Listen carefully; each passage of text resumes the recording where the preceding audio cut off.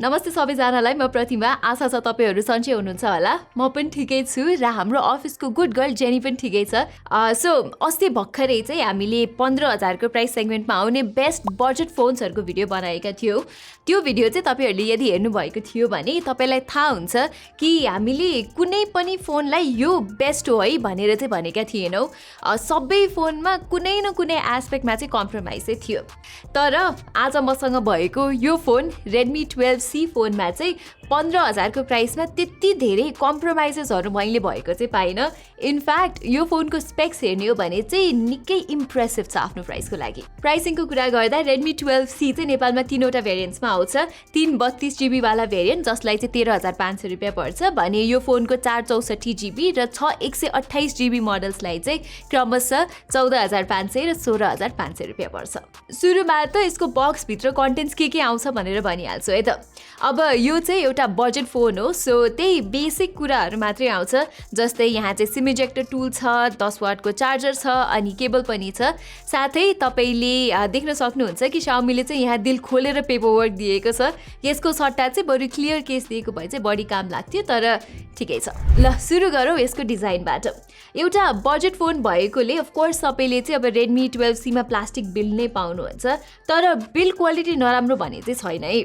पछाडीपट्टि चाहिँ अलिकति डिफरेन्ट खालको स्ट्राइप डिजाइन छ यहाँ, जसले गर्दा अलि भिन्न चाहिँ देखिन्छ यो फोन। कलर अप्सन्सको कुरा गर्दा चाहिँ मसँग भएको यो ब्ल्याक कलर बाहेक अरु डार्क ब्लू, लाइट ब्लू र पर्पल भेरिएन्ट्समा पनि यो फोन आउने गर्छ। नोटेबल कुरा चाहिँ यहाँ फिंगरप्रिन्ट सेन्सर पनि छ, जुन चाहिँ यो प्राइस रेन्जको धेरै फोनहरुमा आउँदैन।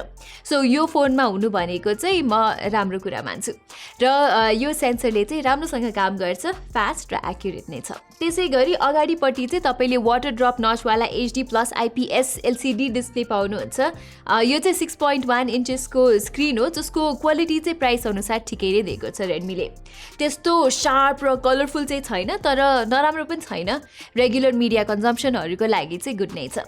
अनि यसको सिंगल स्पिकरको आउटपुट पनि डिसेन्ट नै लाग्यो मलाई। एनीवे Redmi 12C को मेन USP भनेको चाहिँ यसको परफर्मेन्स हो। यहाँ चाहिँ तपाईले MediaTekको Helio G85 चिपसेट पाउनुहुन्छ, जुन एउटा राम्रो प्रोसेसर हो as compare to Helio P35 अथवा Helio G25 अथवा युनिसोकको octa-core प्रोसेसर्स, जुन चाहिँ तपाईले यही प्राइस रेन्जको अरु फोन्सहरुमा भेटाउनुहुन्छ। Helio G85 ले चाहिँ मेरो डे टु डे टास्क जस्तै सोशल मिडिया युसेज, टेक्स्टिङ अनि अरु नर्मल टास्क चाहिँ राम्रोसँग ह्यान्डल गरेको थियो।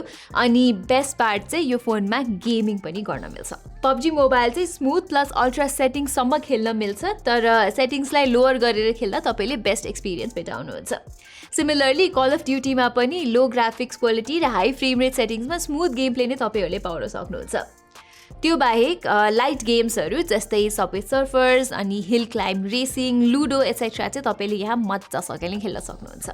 ओभरअलमा चाहिँ मैले टेस्ट गरेको 15,000 पर्ने अरु फोनहरुमा चाहिँ मैले यतिको गेम प्ले एक्सपिरियन्स पाएको थिइनँ। सो बजेट गेमर्सलाई चाहिँ यो फोन निकै सुटेबल हुन सक्छ। ओके, अहिलेसम्म चाहिँ मैले Redmi 12C को राम्रो पक्षहरुको कुरा गरेको थिएँ, तर एक दुईवटा कुरा चाहिँ यहाँ छन् जुन चाहिँ मलाई चित्त बुझेको छैन। सुरुमा चाहिँ यसको सफ्टवेयर नै पर्छ। यहाँ चाहिँ Redmi ले फुल फ्लेज्ड MIUI दिएको छ, जुन चाहिँ अलि हेभी हुन्छ एउटा बजेट फोनको लागि। सो मिड रेन्ज फोन जतिको स्मुथ र स्न्यापी एक्सपिरियन्स चाहिँ तपाईहरुले यो फोनमा पाउनु हुँदैन। र अर्को कुरा चाहिँ यो फोन Android 12 मा चल्छ। खासमा यो फोनमा मात्र हैन, Xiaomi को एन्टायर 2023 को मिड रेन्ज फोन्सहरुमा सहित Android 12 आउँछ आउट अफ द बक्स। अहिले चाहिँ Android 13 आएको अलमोस्ट 6 देखि 7 महिना जस्तो भइसक्यो। सो Xiaomi ले चाहिँ आफ्नो लेटेस्ट फोन्सहरुमा लेटेस्ट Android भर्जन चाहिँ दिनु जरुरी छ जस्तो लाग्छ मलाई। ल अब लागौ यो फोनको क्यामेरातिर। अन द ब्याक तपाईले चाहिँ 50 मेगापिक्सलको प्राइमेरी र अर्को चाहिँ QVGA सेन्सर गरी डुअल सेटअप पाउनुहुन्छ। त्यो सेकेन्ड क्यामेरा लेन्स चाहिँ युजलेस नै हो साच्चै भन्नु पर्दा, तर यो फोनको प्राइमेरी क्यामेरा चाहिँ निकै राम्रो लाग्यो मलाई। एउटा 15,000 मुनि आउने फोन भए तापनि डे लाइट कन्डिसन्समा चाहिँ तपाईले स्याटिस्फ्याक्टरी डिटेल चाहिँ पाउनुहुन्छ यो फोनको क्यामेराबाट। यहाँ डाइनामिक रेन्ज पनि डिसेन्ट नै भएको पाएँ मैले, along with good colour reproduction. Indoor सिचुएसनमा चाहिँ इमेजेस अलि सफ्ट आउँछ, तर आउटडोरमा चाहिँ राम्रै आउँछ। लाइकवाइज पोर्ट्रेट्सको कुरा गर्नु पर्दा पनि एज डिटेक्सन ठिकै भएको पाएँ मैले।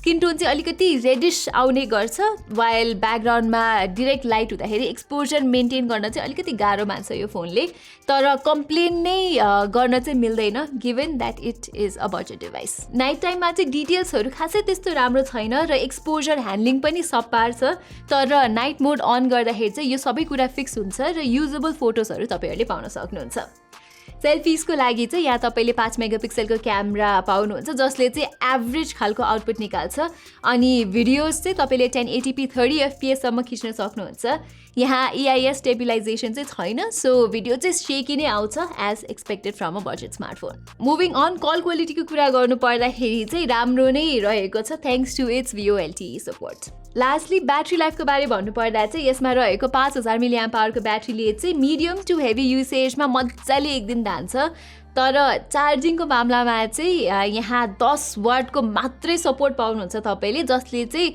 अलिकति सुस्त चार्ज गर्छ अराउन्ड 2.5 आवर्स जति लाग्छ यो फोन फुल चार्ज हुनको लागि प्लस रेडमीले चाहिँ स्टिल माइक्रो USB पोर्ट नै दिइरहेको छ यो फोनमा जुन चाहिँ निकै आउटडेटेड टेक्नोलोजी हो 2023 मा मलाई चाहिँ सबै बजेट फोन्सहरूमा पनि अब टाइप C चाहिँ हुनुपर्छ जस्तो लाग्छ अलराइट सो आई थिङ्क मैले रेडमी 12C को बारेमा अलमोस्ट सबै नै कुरा चाहिँ गरिसकेँ सो 15,000 को प्राइस सेगमेन्टमा चाहिँ सधैँ एउटा प्रब्लम र युजरको मेन गुनासो भनौँ न त्यो चाहिँ के थियो भने फोन एकदमै स्लो भयो ह्याङ भयो 1 वर्षपछि भन्ने थियो बिएट स्यामसङको फोन अथवा रियलमीको अथवा Xiaomiको फोन नै तर I think this phone changes all that so 15,000 मुनि चाहिँ अलिकति फास्ट अनि गेम पनि खेल्न मिल्ने 1 वर्षपछि पनि ह्याङ र स्लो नहुने र अरू एस्पेक्टमा पनि राम्रै काम गर्ने फोन यदि तपाईँहरू खोज्दै हुनुहुन्छ भने Xiaomiको यो Redmi 12C is one of the better options so everyone यही नै थियो हाम्रो Redmi 12C फोनको अनबक्सिङ र रिभ्यू तपाईँहरूलाई चाहिँ यदि यो फोनको बारेमा अरू केही थप क्वेसन्सहरू छ भने चाहिँ हामीलाई तल कमेन्ट्समा सोध्न नबिर्सिनु होला र तपाईँलाई यस्तै टेक कन्टेन्ट हेर्न मनपर्छ भने चाहिँ हाम्रो च्यानल ग्याजेट बाइट नेपालीलाई सब्सक्राइब गर्न पनि नभुल्नु होला यति भन्दै म प्रतिमालाई बिदा दिनुहोस् धन्यवाद